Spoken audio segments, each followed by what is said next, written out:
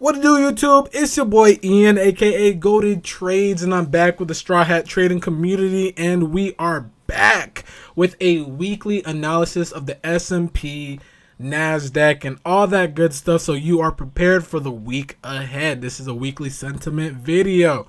Now, before I get started, we've been going crazy last week. I made sure you guys were prepared for the stock market. A lot of the things that I said last week, you can go ahead and rewatch it. I actually called a lot of moves that I actually called last week, and I hope to do the same thing again this week. And I want to kind of go ahead and show you guys, just give a little shameless plug to this Discord. We've been going crazy, making some money this month, really, not just for the week, but this month. We've been making calls and making plays and just going crazy off NVIDIA, MSTR, you name it. We just been cooking, bro. Like, we just been cooking this week and making some good money and some good plays. So let's get started. This week of the S&P, NASDAQ, all that good stuff. We gotta kind of take a look at what happened last week, and last week was pretty eventful, to say the least. We had a lot of chips stocks going crazy, AVGO, NVIDIA, and ARM. I told you guys ARM last week was going to be a pretty good play. If you guys actually took ARM, I actually have shares of ARM. So my shares went crazy. I'm up about 60% from my entry just because of that earnings play of ARM. It was just a great play. If you guys got in, that was amazing. And of course, tech. I think I mentioned Microsoft. Microsoft had a crazy week, did pretty good, almost about 4.5%. Meta okay, kind of stagnating. Apple doing pretty well, and Google's been a beast too. Honestly, the stock market has been pretty good last week. Lilly also crushed on earnings. It was just a lot of positivity in the market. Disney, but I do want to say that as we're looking at this heat map, we can kind of see tech is, of course, leading, as tech usually leads, but finance is also looking a lot better. I believe last week finance wasn't too hot, and finance is looking a little bit better, so we're seeing more risky names, more growth stocks. We're seeing more of a risk-on mentality inside the market, so that is really, really good. Healthcare is also getting some love, even though there's still some red bubbles here, but hey, still getting a little bit of love. You're looking pretty good. And you want to see energy kind of being weak, and as it is, it's pretty weak. Utilities being weak. So if I can kindly say, we look kind of good. Decent. We look pretty decent in the market. So this week we have major economic news. Let me go ahead and zoom in a little bit so you can see. So this week we have, on Monday, we have nothing really too big. I guess you have a couple Fed speakers. But on Tuesday morning is going to be the big dog. You have core CPI. That's going to be very important. Obviously, remember your core CPI, that is what measures inflation at 8:30 as well, and your core CPI for year over year. So it's going to be a pretty important Tuesday. Tuesday is very important. Make sure to mark that on your calendars.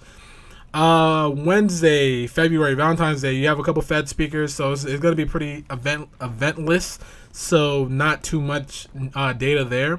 But you do have data on Thursday. You have initial jobless claims, price index, U.S. retail sales, and home builder confidence index.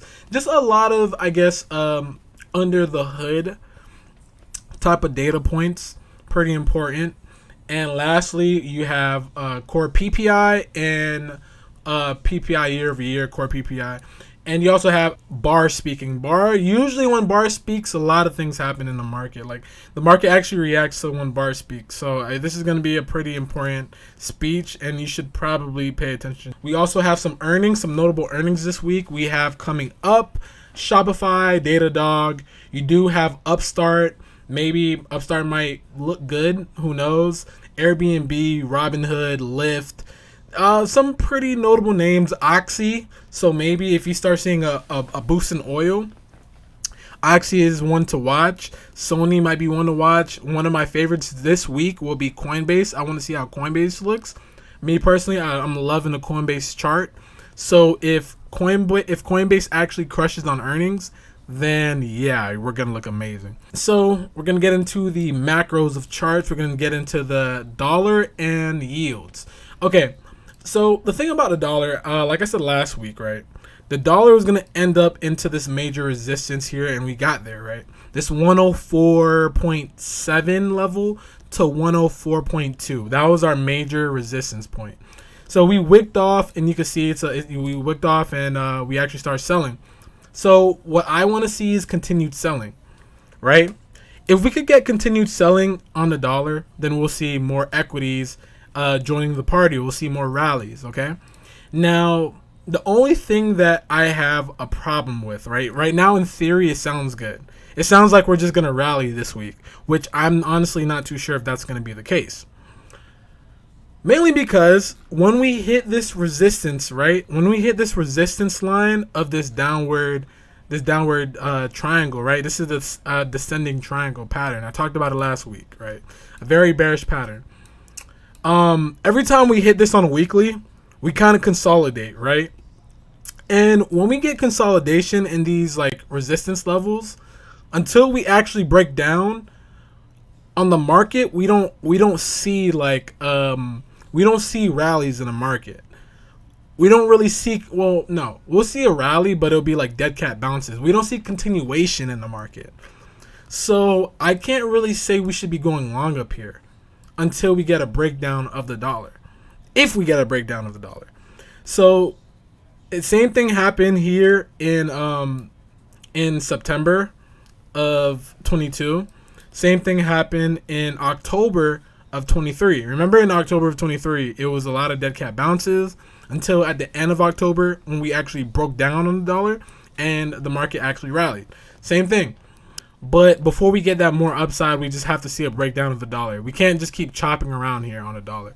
Obviously, you are making some type of descending triangle on the dollar, like on the smaller time frame. So if I draw it right here, this is like your base, and this is your base, and then this is your series of lower highs. So you should just keep on consolidating here. You should keep bouncing out until you actually break. So that's what I'm looking for on the dollar. We actually break, maybe come down to this demand zone, come back up, and then create a W and possibly rally back up. Who knows? At that point, I don't know what's going to happen. We'll see what's going to happen. But that's what I'm watching right now for the dollar. For yields, I believe the yields looking kind of bullish. It looking like it's forming some type of base, right? And this base looks pretty constructive. You had an a rising wedge. You broke out of the rising wedge pretty early, pretty premature actually. And now you are trying to break back inside of this channel, this rising wedge channel. But honestly, I wouldn't be too worried of the yields until you break above 4.3% and essentially break out of this like lower support zone here. Because once we break out of this lower support zone and we start making it up to this like higher resistance zone, then that's when we're gonna start seeing volatility in the market. But right now it's just we just gotta wait and see. We can't really predict anything. We just gotta kind of wait and see. So that's about it for the U.S. dollar and the bonds. So right now, more importantly, I think that they're telling a story. If I look at the NASDAQ, right, the NASDAQ is showing an ascending triangle, not ascending triangle, a rising wedge. Same thing like the dollar did before it broke down, right? So I could just zoom in a little bit. So NQ, you are at the end of this rising wedge here. Usually when you get at the end of a rising wedge, you get some type of action like this. So that's what I'm waiting for. I'm waiting for an action to play out kind of like this, where let me go ahead and take out my brush, where we keep bouncing around and then we break, okay? So if we actually do break, right, we have a series of support coming out, right? We have a series of support. We can either test support right here at 17.5, right? This will be a major support. Or if we actually keep going lower and grinding down, you have another major support here in this buy zone at 17.1. This is another major buy zone. And if you guys remember last year, our major battle zone in December before we actually broke out. Our major battle zone was here in the 16.7 level. This is where my Discord community, I kept telling them like 16.7, this is the level to be. If you beat 16.7, then you will beat the market. So these are buy zones that I'm watching, right? So if we actually break down, right? Instead of me trying to short the market, which I honestly don't have any interest of shorting the market right now.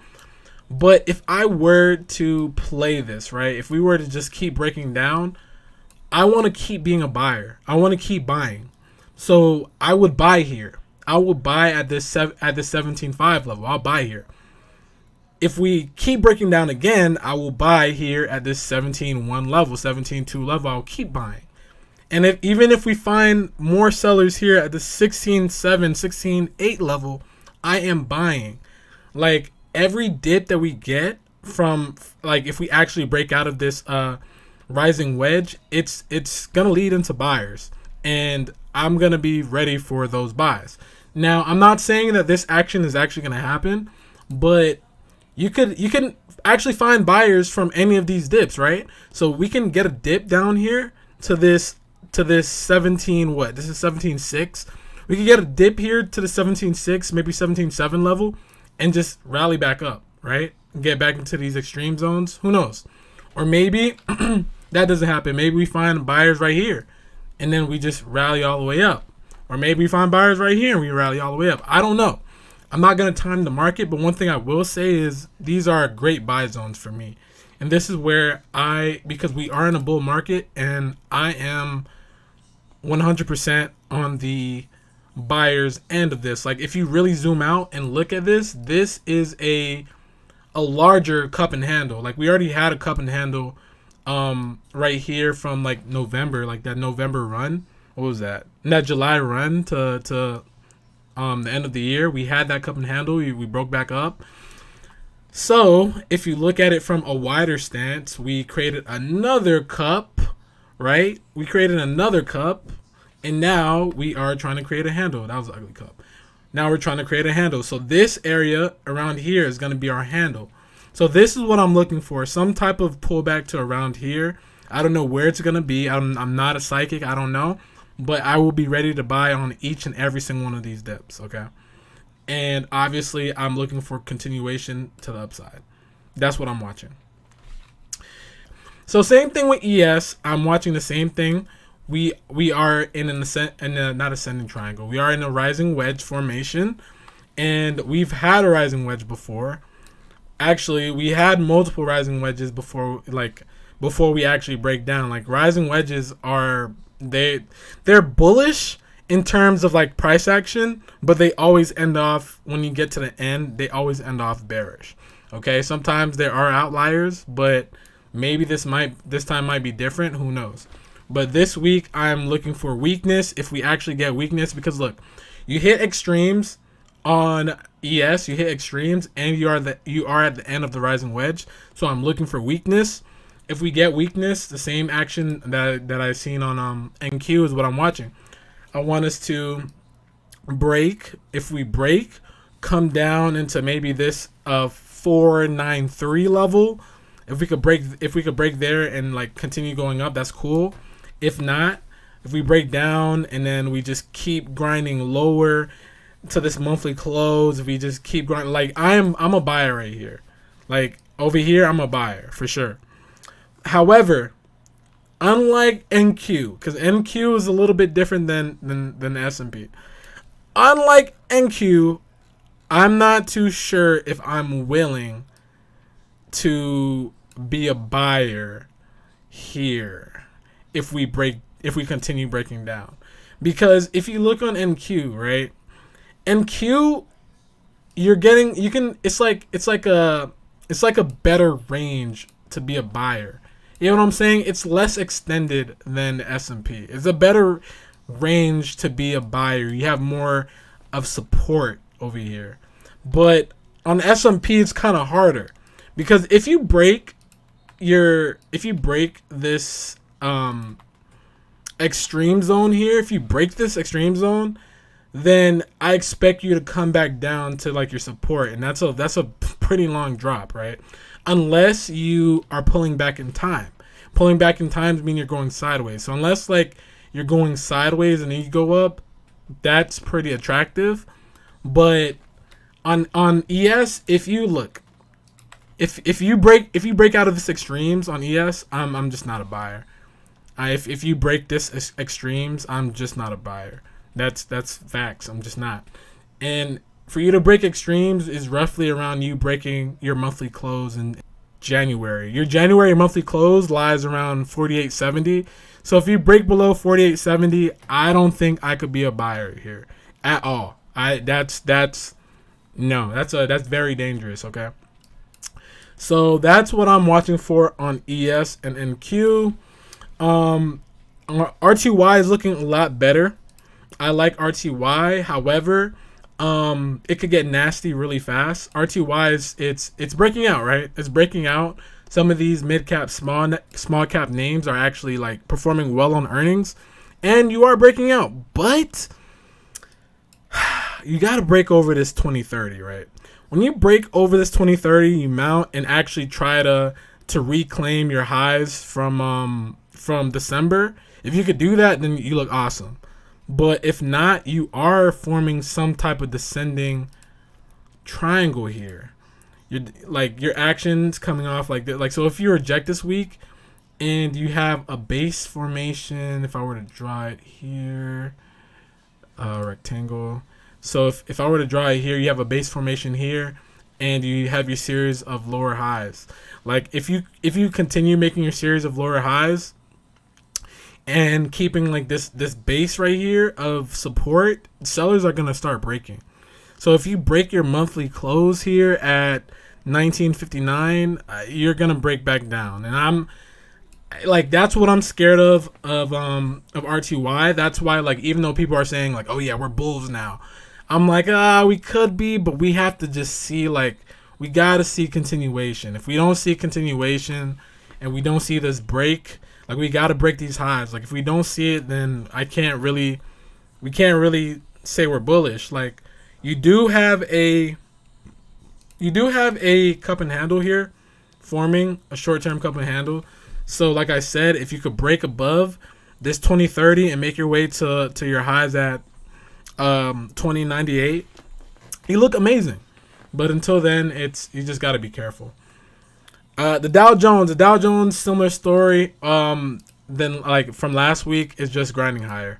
There's nothing much to say. Like this is a beautiful chart, making a series of higher lows, higher lows, higher highs. What more can you say?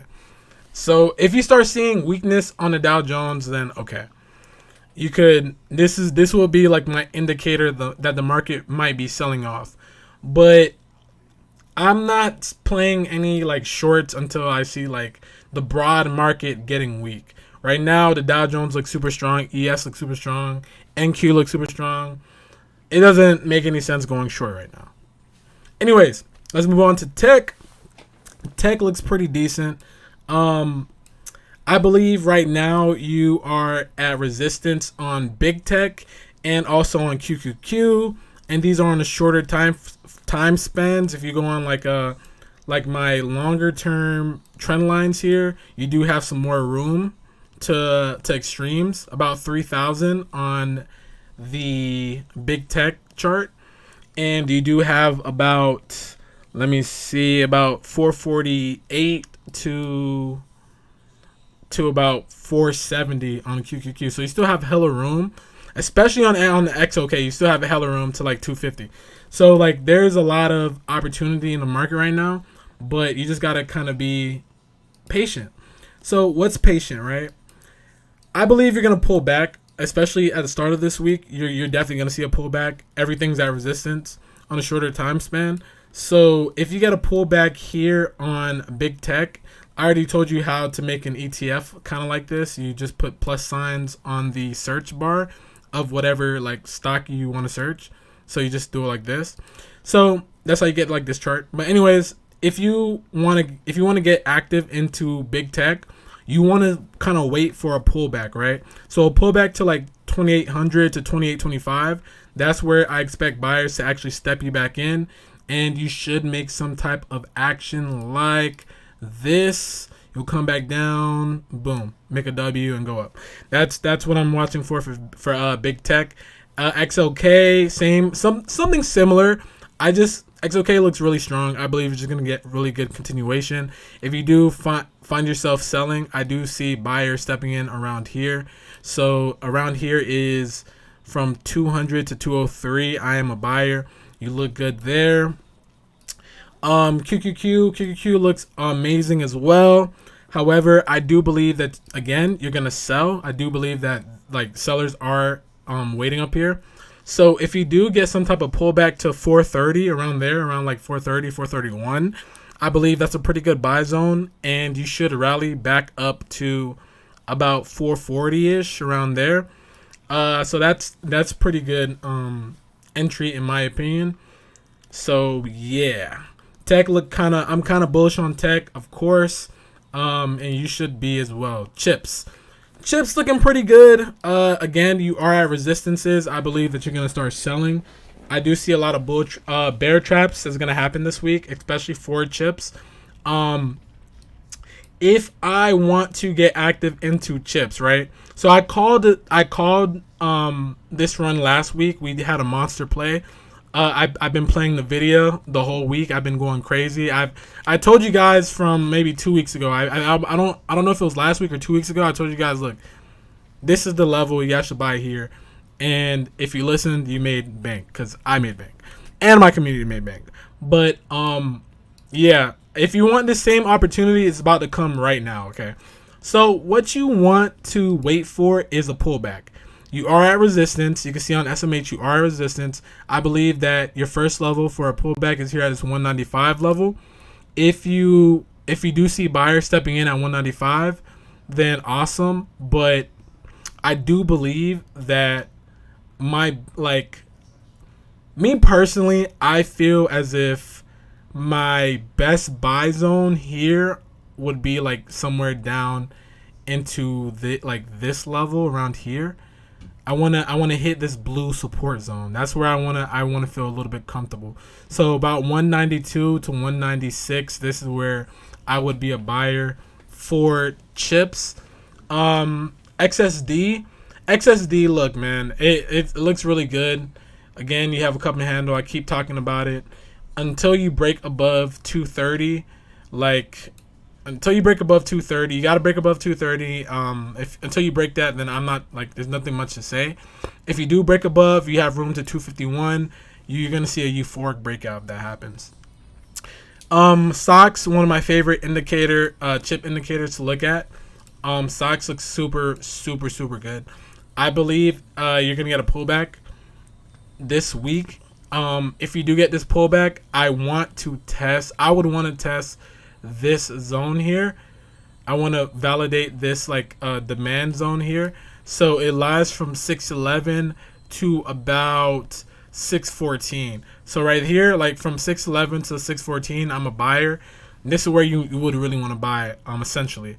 If you could get a nice entry here at 611 to 614, you should rally up until this 655 level. So that's what I'm watching for.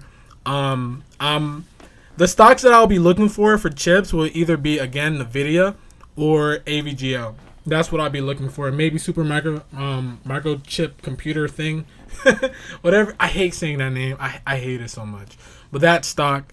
There's a lot of chip names to play, but I do think that stocks is setting up a very good opportunity for everyone.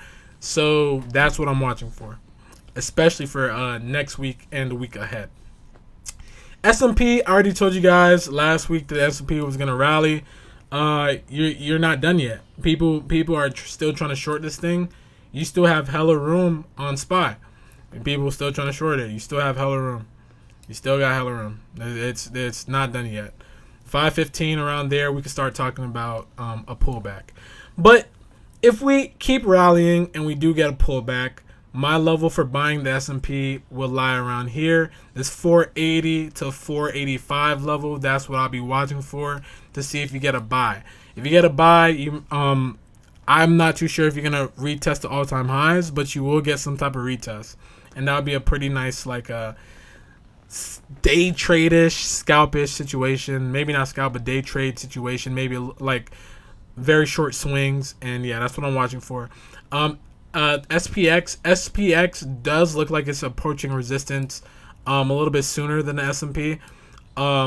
So yeah, if I was long on this, I would definitely start taking some profits and maybe reclaim a position around here, around here at this 48.5 level, 48.50 level, kind of like the S&P. So that's what I'll be watching for. Pretty simple.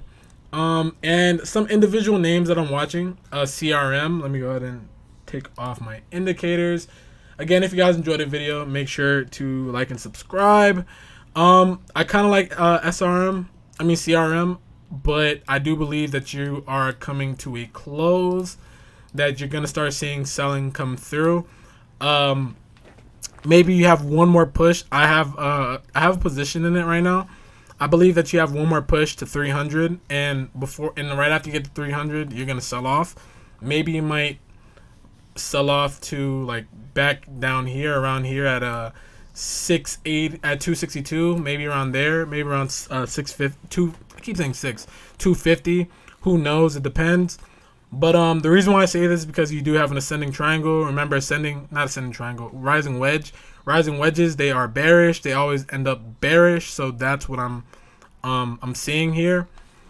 So that can happen. Another stock that I'm watching heavy is Apple. I'm loving Apple right now.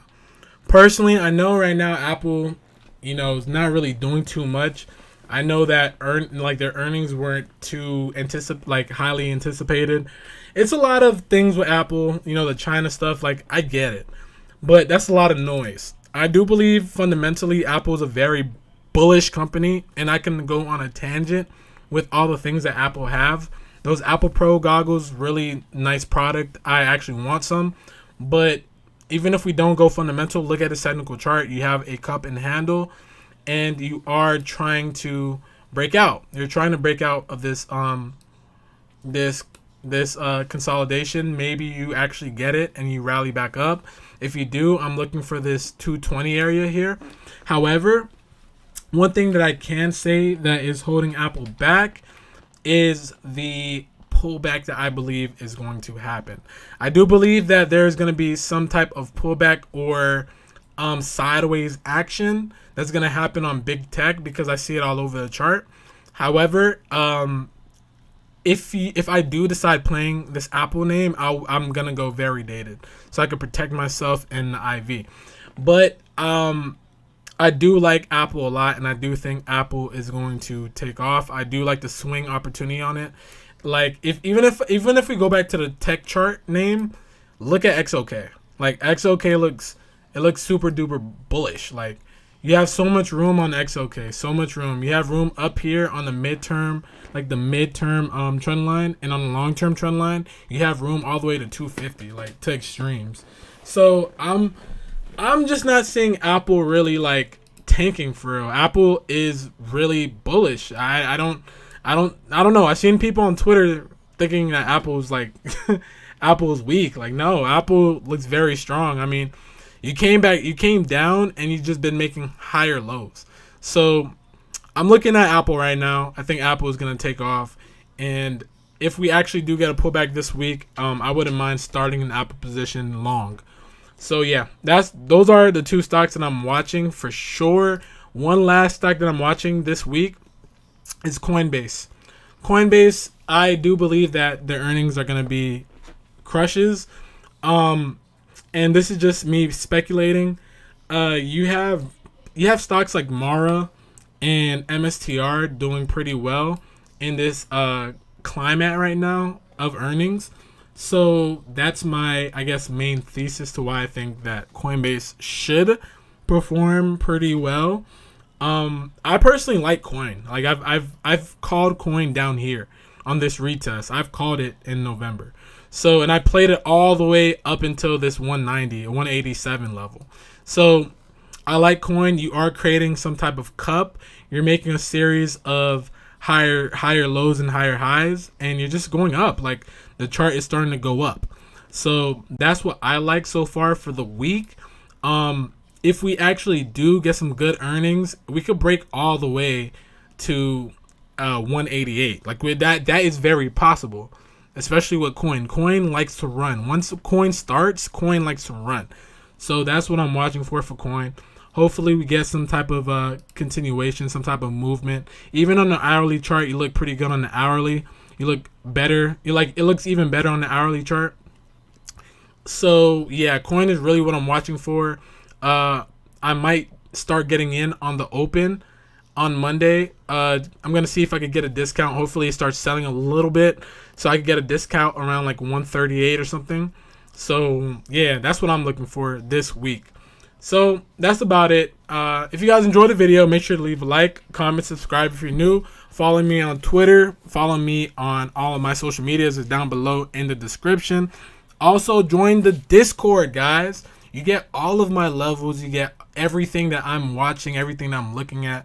Like even in this weekly analysis sentiment, I didn't even talk about everything that I said like in our analysis on the video. I've only said the most like summarized aspects of everything. If you guys want the full juice and the full content, then yeah, just join the Discord. Is the invitation is down below in the description, and you get everything. Like I don't see why not. It's free. Like yeah. Anyways, if you guys enjoyed the video, like, comment, subscribe if you're new, and of course it's your boy Ian, aka Go to Trades, and I am out. Peace.